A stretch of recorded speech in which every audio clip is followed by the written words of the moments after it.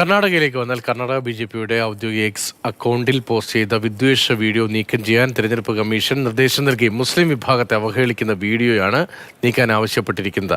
കെ.വി. ശ്രീധരനാണ് വിവരങ്ങളുമായി. ശ്രീധരൻ, കഴിഞ്ഞ ദിവസം തന്നെ തെരഞ്ഞെടുപ്പ് കമ്മീഷൻ ബി.ജെ.പി ദേശീയ അധ്യക്ഷൻ, സംസ്ഥാന അധ്യക്ഷൻ, IT വിഭാഗത്തിന് ചുമതലയുള്ള ആൾ എന്നിവർക്കൊക്കെ നോട്ടീസ് നൽകാനും അവർക്കെതിരെ കേസെടുക്കാനുമൊക്കെ നടപടികൾ എടുത്തിരുന്നല്ലോ. ആ നടപടിയുടെ തുടർച്ചയാണോ അതോ ഇത് പുതിയ വിഷയമാണോ?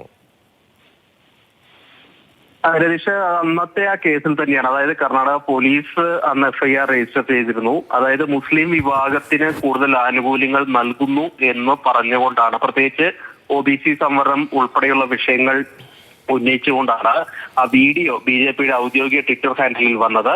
ഏതായാലും ആ വിഷയത്തിലാണ് ഇപ്പോൾ തെരഞ്ഞെടുപ്പ് കമ്മീഷൻ നടപടിയെടുത്തിരിക്കുന്നത്.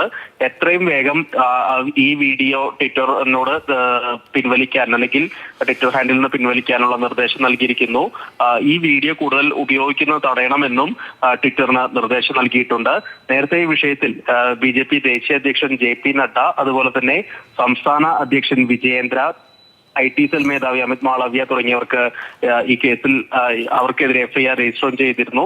ഏതായാലും ഈ തെരഞ്ഞെടുപ്പുമായി ബന്ധപ്പെട്ട് നിരവധി വിദ്വേഷ പരാമർശങ്ങൾ പ്രത്യേകിച്ച് കർണാടകയിൽ BJPയുടെ ഭാഗത്തു നിന്ന് ഉണ്ടായിരുന്നു. ഇക്കാര്യത്തിൽ ഇപ്പോൾ തെരഞ്ഞെടുപ്പ് കമ്മീഷന്റെ ഒരു നടപടി ഉണ്ടായി എന്ന് മാത്രം.